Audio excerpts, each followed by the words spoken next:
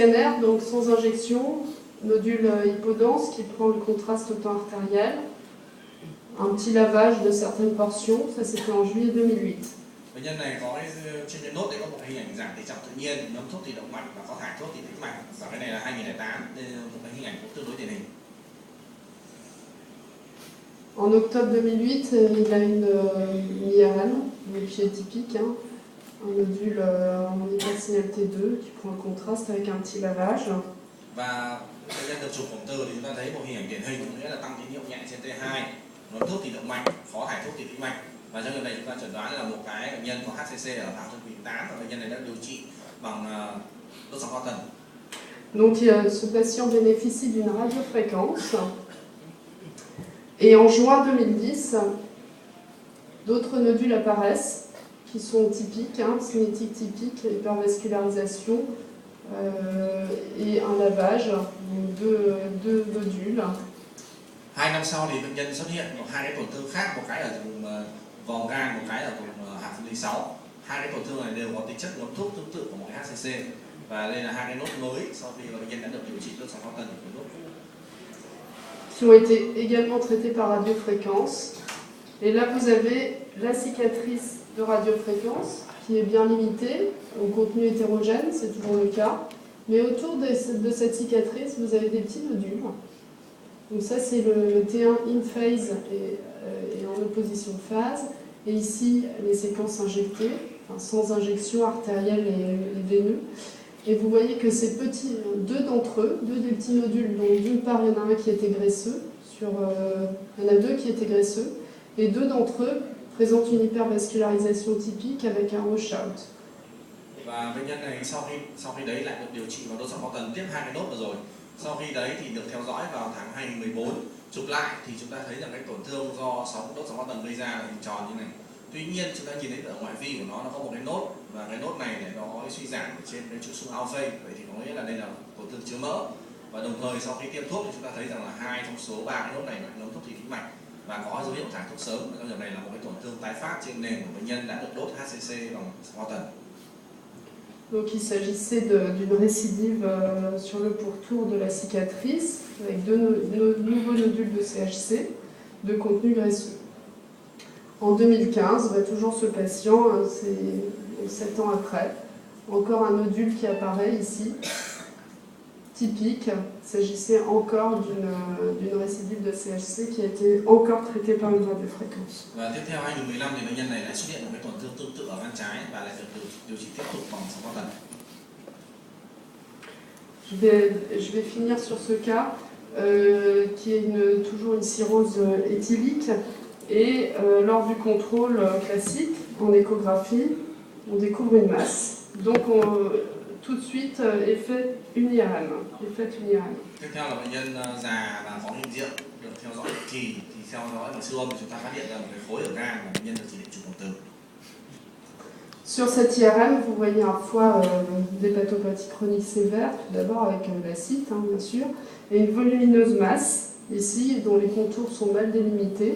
Donc en T2, hein, hétérogène, un hypersignal en diffusion. Et ici, j'ai mis que le temps artériel et le temps veineux, mais vous voyez bien qu'il y a une hypervascularisation nette avec un washout. Và trường này cũng tương đối điển hình là nó có tăng nhẹ tín hiệu trên T2 và có dạng huyết tán diffusion, thuốc mạch thì động mạch và có thải thuốc, một phần u thì tĩnh mạch. Et surtout qu'il y avait d'autres nodules à côté qui présentaient la même cinétique. Tuy nhiên chúng ta nếu mà để ý chúng ta thấy rằng ít nhất là có vài ba nốt nó có hình ảnh nhóm thuốc tương tự của cái khối lớn như này. Et donc c'était un CHC multifocal. Mais ce qu'on a vu sur le reste de l'IRM, c'est que là, ici, vous avez la branche portale droite. Et vous voyez au temps artériel qu'elle est hypervascularisée. Au temps veineux, elle est hypovascularisée. Donc il s'agit d'un thrombus tumoral dans cette branche portale droite. Et on voyait la même chose dans la suze hépatique droite ici. Donc il y avait un envahissement veineux tumoral. Tuy vậy cái điều đặc biệt của bệnh nhân này là tức là ngoài cái việc chẩn đoán là ung thư gan đa ổ ra thì chúng ta thấy rằng là cái hình ảnh cái tĩnh mạch cửa nhánh phải nó lại ngấm thuốc vào thủy động mạch, đồng thời nó có dấu hiệu thải thuốc từ tĩnh mạch, và cái tĩnh mạch trên gan phải cũng có tương tự như thế. Và trong trường này đây là một hình ảnh ung thư gan đa ổ và có tổn thương u xâm lấn vào nhánh phải tĩnh mạch cửa và xâm lấn vào cái tĩnh mạch gan phải. Pour terminer sur le CHC, il faut retenir que le diagnostic en imagerie, il faut absolument avoir le wash-in et le wash-out. Que ceci ne peut être fait que quand il s'agit d'un foie de cirrhose, et pas le VHB, c'est faux, hein, ça. Que quand il s'agit d'un foie de cirrhose. Do đó thì để nhớ lại các bài trình bày vừa rồi thì chúng ta phải nhớ rằng là trên nền bệnh nhân xơ gan mà nếu có nốt, ngấm thuốc thủy động mạch, thải thuốc sớm thì tĩnh mạch, đồng nghĩa với việc là ACC, và nó chỉ áp dụng cho bệnh nhân xơ gan chứ không phải là áp dụng cho bệnh nhân bị viêm gan B. Tout ce qui sera nodule de cinétique atypique sera biopsié. Tất cả những trường hợp mà ngoài cái trường hợp này đều nên CT. Et en général, nous, à Strasbourg, on fait un scanner thoraco-abdominopelvien, plus une IRM, avec un compte rendu détaillé. Donc il faut préciser, donner le diagnostic si c'est possible, préciser les caractéristiques des nodules, faire le bilan d'extension complet, comme je vous ai montré tout à l'heure, avec des reconstructions vasculaires, préciser les variantes anatomiques si ce patient est éventuellement opéré, et les thromboses évidemment associées, etc. Do đó cái chiến lược chẩn đoán đối với ung thư gan thì đầu tiên là chúng ta sẽ chụp cả các lớp bổng từ. Mục tiêu là thứ nhất là chúng ta sẽ chẩn đoán, phát hiện và đồng thời là đưa ra được cái tính chất động học của thuốc để đưa ra xem là tổn thương u là tổn thương gì, và đưa ra một cái làm cái vi lăng toàn bộ từ phổi, bụng, ngực, và chúng ta sẽ tái tạo được các cái mạch máu để xem rằng là thứ nhất là có bất thường giải phóng gì hay không và có xâm lấn mạch máu gì hay không. Thông thường thì là chụp cả các lớp lẫn khổng tử đối với trường hợp bệnh nhân có u gan. Alors je pourrais vous donner, enfin à Tan, aux autres radiologues si vous voulez, ça c'est le compte rendu qui est sur notre site de société d'imagerie digestive. Donc c'est un compte rendu type qui vous permet d'être systématique. Và đây là một cái mẫu mà đọc kết quả của bên chúng tôi đang áp dụng. Thì ở đây chúng ta sẽ có cái mô tả khá là chi tiết các cái vị trí và các cái tính chất nhóm thuốc của các cái nốt u gan. Và đây là một cái mẫu kết quả trả lời ở bên kia cho như này. Pour la deuxième partie, donc ça va être le cholangiocarcinome, je vais essayer d'accélérer un peu. Les généralités, je vais passer très vite. C'est le deuxième cancer hépatique après le CHC. En Asie, vous êtes particulièrement touché par le cholangiocarcinome. Il y a une prédominance masculine.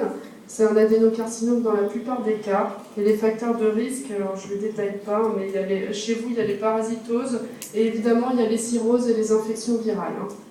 Tiếp theo phần thứ hai là chúng tôi sẽ trình bày về cái ung thư biểu mô đường mật. Thì nói nhanh thôi thì đây là một cái tổn thương u mà gặp hạng thứ hai so với ung thư gan, và đặc biệt là gặp ở các bệnh nhân ở châu Á và ở bệnh nhân nam. Thì thường là các cái ung thư biểu mô thì nó chiếm 95%, và các yếu tố nguy cơ thì nó có rất nhiều. Nhưng mà tuy nhiên ở châu Á thì hai yếu tố nguy cơ lớn nhất đó là bệnh lý nhiễm trùng và bệnh lý viêm gan.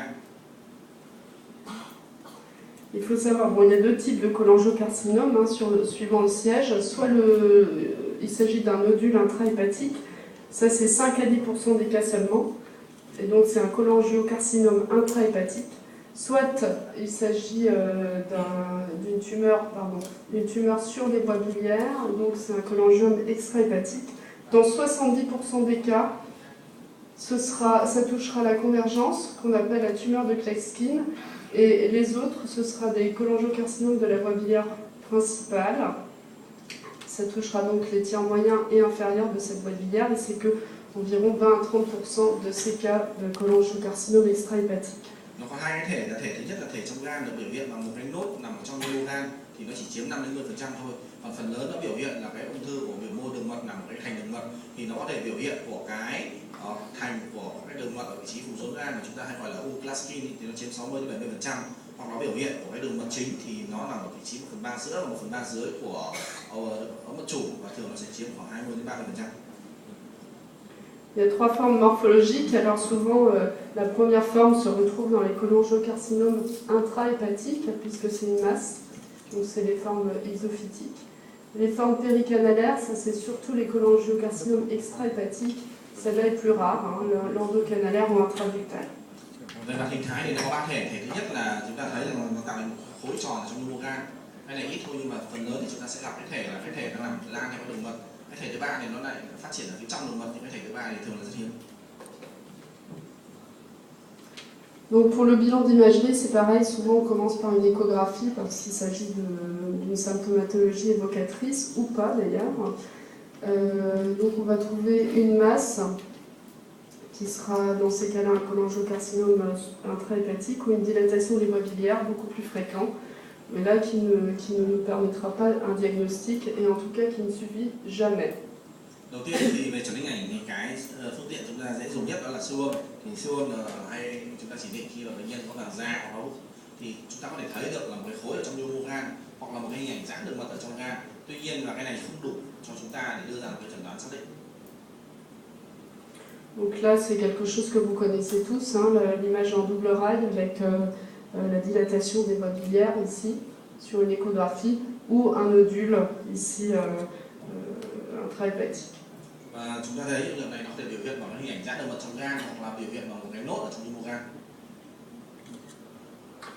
L'IRM, je commence par l'IRM parce que c'est ce qu'il y a de mieux pour l'extension locale et pour le diagnostic. Il faut cependant que la technique soit rigoureuse. J'insiste là-dessus. C'est comme un pancréas, on ne fait pas quelques séquences que sur le foie et c'est tout. Il faut faire un T1, un T2 évidemment, assez fortement pondéré, les T1 injectés classiques comme sur le foie, la diffusion, ça toujours comme sur le foie, et il faut toujours associer des séquences de cholangio-MR.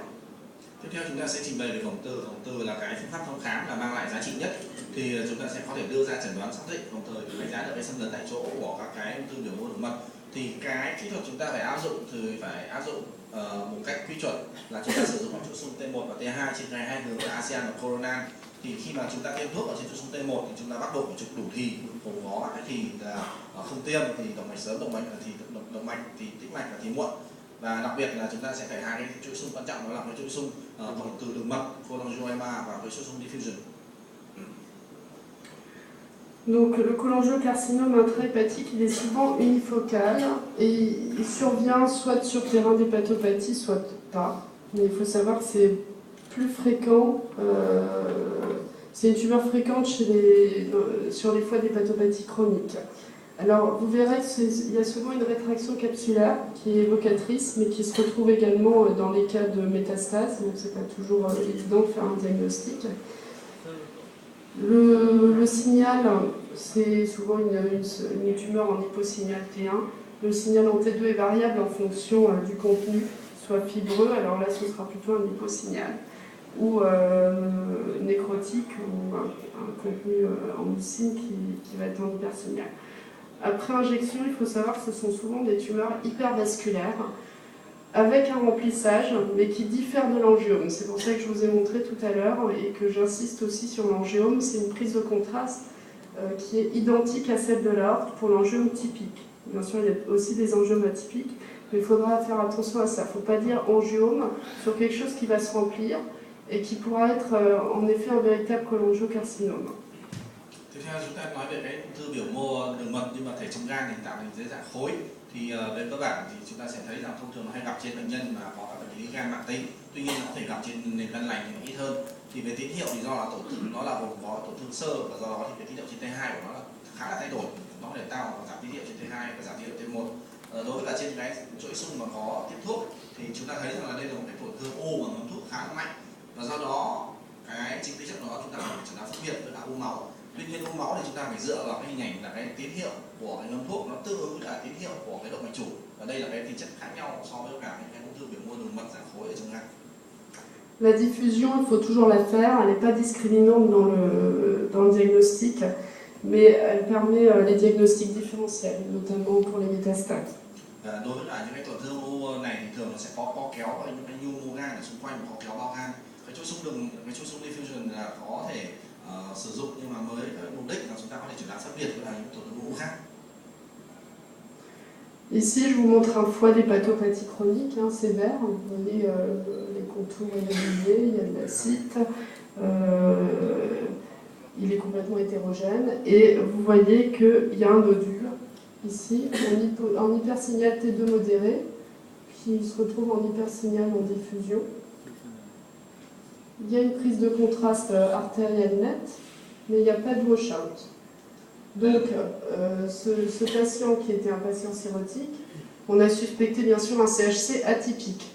Đây là một cái trường hợp điển hình, chúng ta thấy là tăng nhẹ tín hiệu T2 dưới áp X8, ngấm thuốc thủy động mạch nhưng lại không có thải thuốc thủy tĩnh mạch, và do đó thông thường thì trên một bệnh nhân sơ gan chúng ta sẽ đưa ngay ra đây là một chẩn đoán của một cái ung thư tế bào gan nguyên phát. Il a été biopsié et en fait c'était un cholangiocarcinome intrahépatique. Do là nó không có thải thuốc thủy tĩnh mạch, bệnh nhân này đã được sinh thiết, nhưng mà sinh thiết thì lại trả lời là ung thư biểu mô đường mật trong gan. Un deuxième exemple, pareil, un foie d'hépatopathie chronique. Là, il s'agissait donc d'un nodule qui présente un hypersignal diffusion assez intense, un hypersignal T2 modéré. Vous noterez ici en T1, bon, il est en hyposignal, il y a une petite rétraction capsulaire, il y a une prise de contraste intense au temps artériel, pas de washout. Bien sûr, sur ce terrain, un CHC a été évoqué en première hypothèse, mais comme c'était atypique, il a été biopsié. Đây là một trường tương tự, chúng ta thấy rằng nó có hình, nó có một cái nốt ở phía ngay sát bao gan này tăng tín hiệu trên cái sum diffusion hạt chất Q8 này, và có hình ảnh ngấm thuốc mạnh thì động mạch, không có thải thuốc, co kéo pneumo bao gan. Trong trường hợp này thì nó lại không điển hình lắm, chúng ta sinh thiết thì lại trả lời là bệnh nhân này là ung thư tế bào gan nguyên phát. Do đó chúng ta thấy rằng hai cái nó gần như nhau. Et c'était un cholangiocarcinome intrahépatique. Pour les cholangiocarcinomes extra-hépatiques, l'histologie, il faut savoir qu'elle est souvent négative, donc on va être assez déterminant en imagerie. Les séquences de cholangio-amères, elles sont très importantes, parce qu'elles vont nous permettre, si elles sont en tout cas de bonne qualité, d'évaluer le stade, le type, pardon, et d'établir, suivant la classification de Bismuth et Cornett, pour les tumeurs de Klatskin, c'est un type 1, 2, 3 ou 4. Alors je ne détaille pas complètement, mais il faut savoir que le type 1, ça n'atteint pas la convergence, le type 2, ça atteint la convergence primaire, le type 3, ça va s'étendre jusqu'à la convergence secondaire à droite, le type 3A, pardon, le type 3B à gauche, et le type 4, c'est une lésion multifocale qui atteint les deux convergences secondaires. Và tiếp theo thì đối với cả cái chuỗi xung đường mật nó rất có giá trị để đánh giá những cái u đường mật ở rốn gan mà chúng ta hay gọi là u Klatskin ấy. Thì theo các bảng phân loại của Bismuth và Cornett thì chúng ta có 4 tip, và chúng ta đã thấy cái này thì A hoặc B, chúng tôi sẽ phân đi vào chi tiết. Donc on va préciser le siège bien sûr par l'IRM, l'étendue de l'obstacle, le caractère brutal de l'arrêt, la sténose asymétrique. Les caractéristiques de signal, elles sont identiques au cholangiocarcinome intrahépatique, je vais vous montrer après. Et la diffusion, elle sert aussi pour les localisations secondaires. Và trên các chuỗi xung thì chủ yếu là chúng ta sẽ dựa vào cái hình ảnh là cái bờ đường mật nó không đều, sau đó có hình ảnh các cột này, sau đấy thì cái thành của nó thì không đồng nhất này, và trên các chuỗi xung T1, T2 thì nó cũng giống như là cái ung thư biểu mô tế bào đường mật ở trong gan thôi, tức là nó gồm các tế bào sơ và do đó có tính chất nó tương tự. Và trên cái chuỗi xung T1 thì ở 4 thì chúng ta thấy nó có hình ảnh ngấm thuốc vào cái thì sớm, và có một hình ảnh ngấm thuốc vào thì muộn và tồn tại lâu, và cái chuỗi xung diffusion có tác dụng để chúng ta sẽ tìm ra cái tổn thương thứ phát. Là c'est un premier patient où vous voyez qu'il y a une sténose, ça c'est les séquences de cholangio-amères en coronale, donc ici la coupe coronale, vous voyez qu'il y a une sténose sur la voie biliaire principale, à sa partie supérieure, qu'elle n'atteint pas la convergence, a priori, et surtout qu'il y a un épaississement. Il y a un épaississement ici qui prend le contraste très nettement au temps artériel, avec une persistance au temps veineux. Ở đây chúng ta có một hình ảnh trên cái chuỗi xung trục đường mật, chúng ta thấy hình ảnh cái đường mật ở đây nó hẹp, tịt lại các cột đột ngột, và nó có cái hình ảnh ngấm thuốc ở cái thủy động mạch, và nó ngấm thuốc và tồn tại lâu dài ở cái thủy tĩnh mạch. Và trong trường hợp này là một cái tổn thương của cái u đường mật, nhưng mà tuy nhiên nó chưa đến đi vào cái vùng rốn gan. Il s'agissait donc d'une tumeur de Klatskin, Bismuth 1. Ce deuxième patient, vous voyez que là, la dilatation des voies biliaires, elle est beaucoup plus étendue. Enfin non, elle est pareille, elle est des deux côtés, mais la tumeur est beaucoup plus étendue. On la voit assez bien ici, sur cette séquence en T2. Et on voit qu'en diffusion, elle est en hypersignal diffusion. Ici, elle est en hyposignal T1, il y a une prise de contraste intense qui tend à persister, du fait du caractère fibreux. Et on voit que l'épaississement se continue plus sur la droite, sur le canal hépatique droit. Il s'agissait d'un bismuth 3A. Trong trường này chúng ta có bệnh nhân là chúng ta thấy hình ảnh dạng khá nhiều đường mật ở trong gan và nó một cái hình ảnh khối ở vùng rốn gan và có hạn chế khuếch tán. Trên cái chuỗi xung trục có tiêm chúng ta thấy nhóm thuốc động mạch thì động mạch đồng thời nó tồn tại lâu dài và nó phát triển chủ yếu ở phía bên phải. Trong trường này chúng ta chẩn đoán là đây là cái plasmin là cái type 3A của bismuth. Et ici un type 4, juste pour vous montrer. Donc la lésion, elle n'est pas très étendue, elle n'est que là en hypersignal T2. Elle est en hyposignal T1. On ne la voit pas très très bien. Et en fait, elle atteignait la convergence. Ça se voyait assez bien sur les séquences de cholangio-MR. Vous voyez que les convergences secondaires sont atteintes. Trong trường này là một cái hình ảnh type 4, chúng ta nhìn thấy giãn toàn bộ cái đường mật ở trong và ngoài gan và nó đã lan cả vào gan phải và gan trái. Tuy nhiên ở cái vị trí sau tiêm chúng ta nhìn thấy tổn thương đối với ung thư đường mật nó hoàn toàn không rõ ràng, nó cứ lem nhem. Et chez ce même patient, alors là, il est très important de regarder toutes les coupes de l'IRM parce que souvent on se focalise sur le foie. Et vous voyez qu'en dessous, donc ça c'est en dessous du foie, il y a cette espèce de formation qui prenait le contraste et qui surtout, là c'est les 2B de la diffusion, avec le B1000, vous voyez qu'il y a une vraie restriction de la diffusion. Donc c'est une lésion tissulaire mal limitée sous le foie. Et il s'agissait en fait d'une carcinose péritonéale. Tuy nhiên khi mà chúng ta nhìn vào cái lớp các ngoài gan, chúng ta nhìn thấy có một cái hình ảnh lem nhem và lại có hạn chế khuếch tán ở trên diffusion. Và trong trường này là lần chúng ta nhìn thấy đây là một cái tổn thương ban đầu nó có tổn thương di căn vào phúc mạc. C'est important parce que la prise en charge n'est pas du tout la même, donc il faut vraiment bien regarder tout l'examen. Và do đó thì chúng ta không chỉ nhìn vào mỗi gan mà chúng ta chỉ nhìn vào toàn bộ những cái cấu trúc xung quanh nữa. En scanner, on fera toujours un scanner bien sûr. L'IRM est importante pour le bilan loco-régional, mais le scanner permet le bilan d'extension à distance et permettra d'établir les critères de résécabilité. Cái vai trò của các lớp ở trường này chúng ta thứ nhất là đánh giá toàn bộ, tức là chúng ta sẽ chụp từ phổi, bụng và tử cung. Và ngoài ra cái vai trò của các lớp là cho phép chúng ta sẽ đánh giá xem là cái bilan phẫu thuật được hay không dựa vào các tiêu chí xâm lấn của u. Donc la technique c'est toujours la même, il y a 4 temps, il y a 3 voire 4 phases, avec un temps artériel, un temps veineux qu'on fera sur tout le thorax, l'abdomen et le pelvis, pour les mêmes raisons pour le CHC. Et on pourra faire pareil du post-traitement avec des reconstructions vasculaires, surtout si le patient est opérable, en précisant les variantes anatomiques, et on pourra faire également des volumétries. Đối với cả các lớp thì cho phép chúng ta sẽ đánh giá thứ nhất là phải tiêm ở đủ các thì của gan và trên các lớp chúng ta có thể đánh giá thứ nhất là chúng ta thể dựng hình mạch máu này, đánh giá được cái tổn thương u nó có thể phẫu thuật được hay không này, xem là có những biến thể giải phóng nào hay không và đồng thời chúng ta có thể đánh giá được cái thể tích của gan, tức là bao gồm gan phải, gan trái, thể tích u và những cái thể tích và diện cắt của u. Les critères de non-résécabilité, c'est d'abord le terrain, mais ça ce sera vu évidemment en multidisciplinaire. Pour nous, local, vasculaire, quand il y a atteinte d'un tronc, le tronc porte l'artère hépatique, de 2 branches, ou artère et veine contralatérale, tout ça vous le retrouvez sur les sites, moi je le ressors à chaque fois, c'est pas toujours évident de s'en rappeler.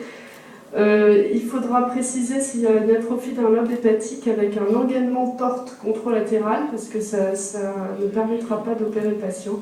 Le bismuth 4, j'ai mis entre parenthèses parce que ça dépend des équipes chirurgicales, certains vont l'opérer ou non.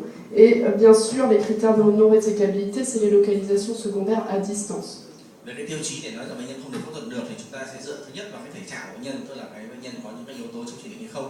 Cái thứ hai đối với tổn thương u thì chúng ta sẽ xem là nó đã xâm lấn vào tĩnh mạch cửa hoặc xâm lấn vào tĩnh mạch gan hay không, hoặc là xâm lấn vào hai nhánh của mạch máu hay không. Là trong trường hợp bệnh nhân mà có bismuth 4 thì thông thường là trong chỉ định, tuy nhiên thì cái này là tùy thuộc vào từng trường phái, có những trường phái vẫn mổ bismuth 4. Nhưng mà tuy nhiên nếu mà đã xâm lấn vào cả gan phải, gan trái thì thường là trong chỉ định. Và cái cuối cùng là những bệnh nhân mà đã có di căn thì là trong chỉ định. Donc là, j'ai repris les mêmes patients qu'en IRM, à savoir le premier, vous vous souvenez, ici, qui avait cette sténose en IRM, qu'on voyait très bien. C'est pour vous montrer que la résolution au contraste de la tumeur. Là, vous la voyez très bien, elle prend très bien le contraste en IRM. Bon, on voit aussi en scanner, mais c'est beaucoup moins franc. Hein. Donc là, je vous l'ai ressorti sur le scanner, mais c'est bien moins franc que sur l'IRM. Và tuy nhiên để so sánh giữa các lớp hồng từ thì rõ ràng hồng từ có độ ưu việt hơn hẳn về cái độ tương phản về của u thì chúng ta nhìn thấy rằng nó ngấm thuốc rất là mạnh ở đây và trên này có hình ảnh hẹp đường mật, trong khi đó đối với các lớp thì cái hình ảnh ngấm thuốc của cái đường mật u ở đây nó không rõ ràng lắm. Le scanner, en revanche, nous permet de faire des belles reconstructions vasculaires, qu'aiment bien nos chirurgiens en général, surtout s'il va être opéré. Là, c'était le cas chez lui. Bon, ça permet de préciser notamment les variantes anatomiques. Je ne vais pas décrire, là il y en avait plusieurs chez ce patient. Il avait d'une part une artère hépatique gauche, bon ça ne sert pas à grand chose pour le chirurgien. Il avait une artère gastrique gauche qui n'était c'est de l'aorte et il avait en plus une artère hépatique droite. Donc à savoir que par convention, l'artère hépatique droite naît de l'artère mésentérique supérieure et l'artère hépatique gauche naît de l'artère gastrique gauche. Et vous pouvez également faire des reconstructions veineuses. Và cái vai trò của các lớp chủ yếu là để đánh giá xem là các cái cấu trúc mạch máu để cho phẫu thuật viên có thể đánh giá. Thì chúng ta sẽ dựng hình được các hình ảnh của thủy động mạch, xem là có biến thể giải phẫu nào không, ví dụ như là động mạch gan xuất phát từ động mạch vào trong tròng trên hay là động mạch gan trái xuất phát từ động mạch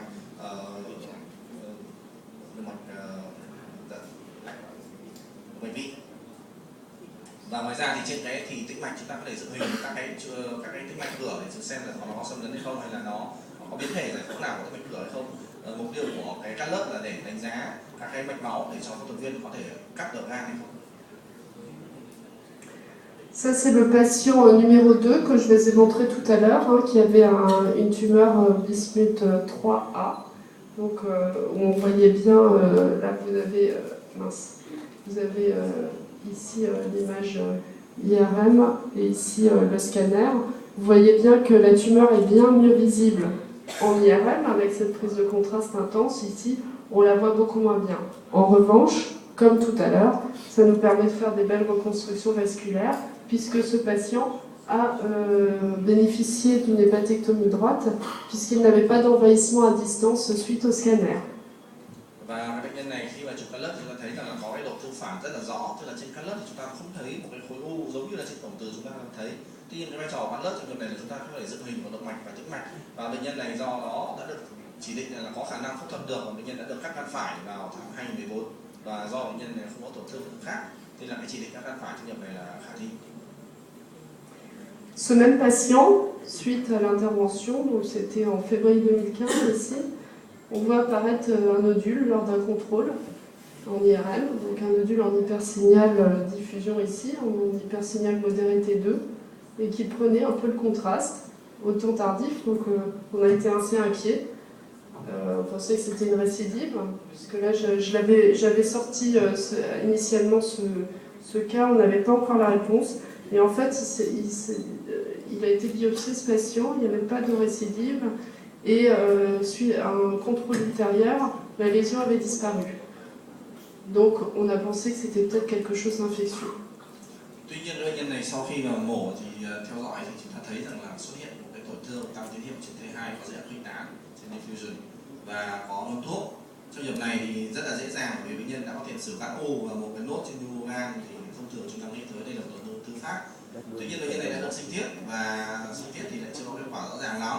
Tuy vậy sau đấy lần kiểm tra tiếp theo thì khối u biến mất và do đó người ta hướng tới đây là một cái tổn thương có tính chất của cái nhiễm trùng nhiều hơn thì một cái tổn thương của u. Je ne vous parlerai pas de la tête TDM, hein, c'est pas mon domaine, mais en revanche, c'est aussi utilisé dans le bilan d'extension préchirurgicale d'une tumeur qui est a priori résécable pour nous, parce que parfois ça permet de redresser le diagnostic et de voir des localisations ganglionnaires ou à distance qui n'auraient pas été vues. Tiếp theo thì chúng ta nói một chút về cái PET-CT. PET-CT thật ra thì nó không phải nằm trong cái phạm vi của các bác sĩ chẩn đoán ngành. Tuy nhiên thì cái chỉ định của PET-CT thông thường sẽ nằm trong những trường hợp mà bệnh nhân có chỉ định phẫu thuật được và để chúng ta sẽ tìm xem là có cái tổn thương nào thứ phát của gan hay không. Và đấy là chỉ định của PET-CT đối với trong trường hợp bệnh nhân có cái biểu mô đường mật.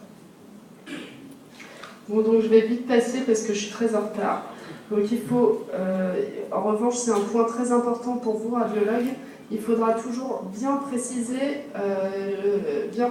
toutes ces caractéristiques. La topographie, l'envahissement vasculaire, l'envahissement hépatique de contiguïté, s'il y a une atrophie lobaire, s'il y a des localisations à distance, et dans ces cas-là, on note quand même des cibles au cas où, qu'on précisera suivant bassiste 1.1 de façon automatique. Et si le patient est résécable, il faudra faire une volumétrie des variantes anatomiques et les préciser. Tout ça dans le compte rendu. Tóm lại thì đối với kết quả của các nhà Nhật Quang sẽ phải trả lời gì? Thứ nhất là chúng ta phải mô tả hình thái của khối u này và phải đưa ra phân loại theo Smith và Collett này. Chúng ta sẽ đánh giá xem là tổn thương u đã xâm lấn mạch máu hay chưa, các cái tổn thương này đã có xâm lấn vào gan hay chưa, và có gây ra các cái teo của thủy gan quanh u hay không. Và nếu mà trong trường hợp là có di căn thì có di căn hay chưa, và nếu mà có di căn rồi chúng ta sẽ đánh giá theo cái bảng phân loại của khối u là RECIST 1.1. Đối với những tổn thương u mà có thể phẫu thuật được thì chúng ta sẽ phải đo cái thể tích của gan phải, gan trái, đánh giá xem là có những cái thay đổi giải phẫu của động mạch gan hay là của tĩnh mạch gan hay không, và thay đổi giải phẫu của các cái tĩnh mạch cửa và đường mật có hay không. Đấy là các cái kết quả chúng ta trả lời. Le cancer de la vésicule biliaire, très vite, le terrain c'est plutôt la femme. Les facteurs de risque, la lithiase, c'est souvent découverte fortuite sur une pièce de cholécystectomie, rarement devant un ictère, et c'est souvent un adénocarcinome. Le diagnostic différentiel, c'est la métastase. Tiếp theo chúng ta nói rất nhanh về cái ung thư của cái túi mật của cái này, thì là chúng ta nói nhanh chúng ta hơi bị chậm, thì hay gặp những người già và trên cái nền bệnh nhân có những cái sỏi túi mật hoặc là những cái túi mật xứ hoặc là viêm túi mật mãn tính hoặc là có những cái polyp và có kích thước lớn. La métastase, c'est pas fréquent, la métastase de la vésicule biliaire, mais j'insiste quand même parce que ça arrive dans les mélanomes et dans les carcinomes rénaux. Et souvent, ça peut être confondu. Alors, le contexte est très important. Les classifications, je les passe, ça vous les trouvez partout, je ne les connais pas par cœur, je vous ai mis juste pour information. Le bilan d'imagerie, c'est toujours pareil, c'est comme le cholangiocarcinome extra-hépatique, c'est un examen de première intention qui ne suffit pas. Và cái chẩn đoán hình ảnh đối với ung thư túi mật thì mục tiêu là đối với cả siêu âm thì chúng ta sẽ xem là có dày này túi mật hay không, có polyp, có sỏi hay không, hoặc là có những cái phi đại tuyến hay không. Nhưng mà đối với cả siêu âm thì nó mang tính chất là phát hiện thôi chứ nó không thể kết luận được. Le scanner, c'est comme pour le cholangiocarcinome, ça permet le bilan d'extension et l'évaluation de la résécabilité. La technique, c'est la même. Il faudra toujours compléter par une acquisition sur le thorax à un temps veineux, et il faut faire du post-traitement avec des reconstructions artérielles et veineuses. Vai trò của các lớp vi tính trong những trường hợp ung thư túi mật là chúng ta sẽ đánh giá xem nó có xâm lấn hay không, hoặc là cái tổn thương u này nó có khả năng phẫu thuật hay không. Về mặt kỹ thuật thì chúng ta sẽ sử dụng giống như là các lớp ở trên thôi, và sau đó chúng ta sẽ dựng hình mạch máu thì động mạch tĩnh mạch. L'IRM, c'est pareil que pour le cholangiocarcinome, c'est pour le bilan d'extension loco-régional, et ce sera très intéressant pour le diagnostic différentiel, avec notamment la diffusion pour les métastases. Il faudra aussi que la technique soit rigoureuse de la même façon pour le cholangiocarcinome, en incluant des séquences de cholangio-MR aux séquences habituelles hépatiques. Và đặc biệt là đối với ung thư thì tương tự thôi, chúng ta sẽ sử dụng các cái chuỗi xung giống như là cái chuỗi xung mà chúng ta thấy ở trên để đánh giá xem là cái xâm lấn của u ở xung quanh như thế nào. Và đặc biệt là chúng ta có nhấn mạnh hai chuỗi xung, đó là chuỗi xung đường mật và chuỗi xung diffusion để phân biệt được là cái này có phải là tổn thương của di căn hay không. Le TEL-TDM, c'est la même chose que tout à l'heure. Je passe. Là, c'est juste un cas rapide, je vous montre. Donc, vous voyez ici ces calculs vésiculaires. Mais dans la vésicule, il y avait aussi ça. Ça prenait le contraste. On a fait éventuellement dans le bilan ces reconstructions vasculaires, en précisant les variantes anatomiques qui existaient. Trường hợp chúng ta thấy có cái sỏi túi mật ở đáy này, kèm theo một cái tổn thương khối ở trong lòng túi mật và lượng thuốc sau tiên. Khi mà chụp cái lớp chúng ta dựng hình thì có một cái thay đổi giải phẫu là cho thấy đây động mạch gan phải xuất phát từ động mạch gan trên, động mạch gan trái thì xuất phát từ động mạch gan tá. Ici, plus intéressant, c'était pareil, une masse que vous voyez ici qui prenait le contraste. Je passe assez vite, l'IRM n'était pas de bonne qualité. Et je prends ce cas avec une masse hépatique qui était en continuité avec la vésicule biliaire. Vous voyez très mal limitée la masse hépatique. Ce patient était éventuellement proposé à la chirurgie, mais comme vous regardez bien, juste en dessous du foie, il y avait ce petit nodule. Ở trong trường hợp này nên một trường hợp khác là bệnh nhân có một cái tổn thương sỏi túi mật này, sau đấy là một cái tổn thương thâm nhiễm giảm tỉ trọng ở xung quanh nhu mô gan ở chỗ vị trí túi mật. Và khi mà nhìn rõ một chút xuống phía dưới ở gan chúng ta thấy tự nhiên có cái nốt ở phúc mạc ở đây. Trong trường hợp này là một cái tổn thương ung thư túi mật và là di căn gan và di căn phúc mạc. C'était un nodule de carcinose péritonéale, sous-vésiculaire, et il y avait une minimacite. Donc quand vous avez une minimacite, il faut toujours rechercher ces nodules qui sont fréquents dans les cancers de la vésicule avancée. Hein. Do đó chúng ta nhấn mạnh là trường hợp bệnh nhân này có một cái tràn dịch ở bụng số lượng rất ít thôi, nhưng do đó chúng ta thấy là một cái tổn thương của túi mật mà kèm theo dịch của bụng, có nghĩa là chúng ta phải nghi ngờ xem là tổn thương này đã di căn phúc mạc rồi. Je vais passer. Alors là, c'est un cas, vous voyez que c'est une masse ici. C'était un cas intéressant, une masse qui prenait bien le contraste dans la vésicule biliaire. Mais, toujours regardez le contexte, vous voyez aussi que ce patient, il avait un nodule musculaire dans le cou, une lésion qui prenait le contraste dans le cervelet et une grosse lésion mésentérique. Donc, toujours regarder le contexte, bien sûr, parce qu'il s'agissait d'un mélanome. Et si on regarde les scanners précédents, on voyait que cette lésion n'existait pas. Donc, il s'agissait d'une métastase vésiculaire. Đây là một cái tổn thương mà chúng ta thấy túi mật nó có hình ảnh một cái khối ở bên trong lòng túi mật và lại ngấm thuốc khá là giống như là một ung thư túi mật. Tuy nhiên bệnh nhân này khi mà chụp toàn thân thì chúng ta thấy một cái nốt ở phía trong tổ chức dưới da ở phía sau gáy, một cái nốt ở tiểu não bên trái và ngoài ra một cái nốt ở phúc mạc rất lớn ở dưới bên tay trái này. Và bệnh nhân này cuối cùng là chẩn đoán là một cái di căn của một cái melanom và di căn vào túi mật. Mà trước đấy là không có. Bon, ça c'est pareil. Je vais juste... les métastases, vous connaissez, je ne vais pas détailler parce que j'ai plus le temps. Donc ça c'est juste pour vous montrer le cas de métastase d'un adénocarcinome colique parce que vous y êtes souvent confronté au centre. Donc vous voyez que la diffusion est très informative, hein, de lésions qui sont fortement hyper intenses avec une restriction majeure sur la cartographie ADC. Et vous voyez aussi cette rétraction capsulaire en regard de la lésion qui est donc qu'on retrouve aussi dans les cholangiocarcinomes intrahépatique. Mais ici, il s'agissait de localisation secondaire. Và đặc biệt là nhấn mạnh trong trường hợp di căn gan ấy, đây là một trường hợp ví dụ chúng ta thấy là cái vai trò của trụ xung diffusion là một cái di căn của cái ung thư đại tràng hậu gan, ung thư đại tràng phải thì chúng ta thấy một cái tổn thương rất là lớn, có hoạt chứng khuếch tán và nó có cái co kéo của nhu mô bao gan, do đó hình ảnh nó lại tương tự như là cái ung thư của biểu mô đường mật. Tuy nhiên thì cái tổng hợp ngấm thuốc của nó lại khác bởi vì nó lại ngấm thuốc ở vị trí viền. Là, c'était une tumeur carcinoïde du grêle opérée en 1997. Et donc, à distance, il y a eu l'apparition de multiples nodules. Vous voyez, pareil, très en hypersignal en diffusion, avec une prise de contraste dès le temps artériel. Hein. Il s'agissait de localisation secondaire. Hein. Đây là một trường hợp thứ hai là bệnh nhân mà có cái u carcinoid ở ruột non đã mổ rồi và sau đó xuất hiện hai cái tổn thương của u gan nó có hạn chế khuếch tán. Trên chỗ xung tiêm thuốc chúng ta thấy có ngấm thuốc thủy động mạch và ngấm thuốc ở thủy tĩnh mạch. Và trường hợp này là một cái tổn thương thứ phát trong nhu mô gan của một cái u carcinoid. Pour finir, je montre juste ce cas auquel on a été confronté dans le service. Il s'agissait d'un patient de 43 ans qui était greffé en 2012. Et là, il venait pour altération de l'état général avec au bilan biologique une CRP qui augmentait et en échographie plein de nodules intrahépatiques hétérogènes, hypovasculaires, puisqu'on lui a fait une écho de contraste. Une écho de contraste, on voyait qu'il n'y avait pas du tout de rehaussement. Đây là một cái trường hợp bệnh nhân đã được 43 tuổi ghép phổi hai bên trên một cái bệnh nhân bị mucoviscidose và bệnh nhân vào với một cái tăng CRP gầy và có suy giảm các chức năng gan. Thì trên khi siêu âm chúng ta thấy một cái rất nhiều những cái tổn thương khối ở trong nhu mô gan và trên cái siêu âm phản âm thì những cái khối này không ngấm thuốc, không ngấm thuốc phản âm. En fait, ce patient, donc dans les suites directes de l'échographie, mon collègue a voulu le drainer puisqu'il pensait tous que c'était un abcès. Donc en essayant de drainer, il est tombé sur quelque chose de dur, donc il a biopsié. Đầu tiên thì là trên cái hình ảnh này thì là nghĩ rằng là bệnh nhân ghép phổi và do đó nghĩ rằng đây là một cái tổn thương dạng áp xe bởi vì nó hoàn toàn bên trong này nó không có một tí vạch nào cả. Và do đó đầu tiên là người ta định dẫn lưu độ áp xe nhưng khi chọc vào thì lại là một cái khối tướng, do đó thì sau đó người ta đã sinh thiết luôn. Biopsie négative. Tuy nhiên kết quả sinh thiết âm tính. Donc IRM a été faite après.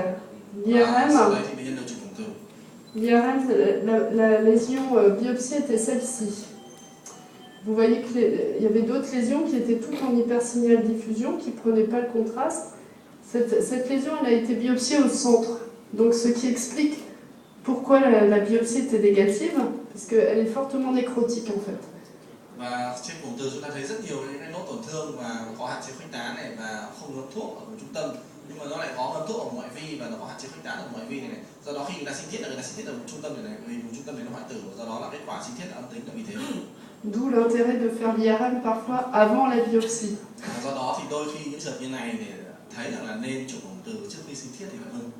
Donc en voyant ça, mon collègue l'a rebiopsié. Je ne sais plus s'il avait biopsié sur la périphérie ou s'il en a pris un autre. Mais finalement, la réponse c'était lymphome. Và sau đấy phải sinh thiết lại, khi kết quả sinh thiết lại thì trả lời là lymphome. Et je vous remercie, c'est la fin de... Bài trình bày của bác sĩ Pamina đến đây là hết.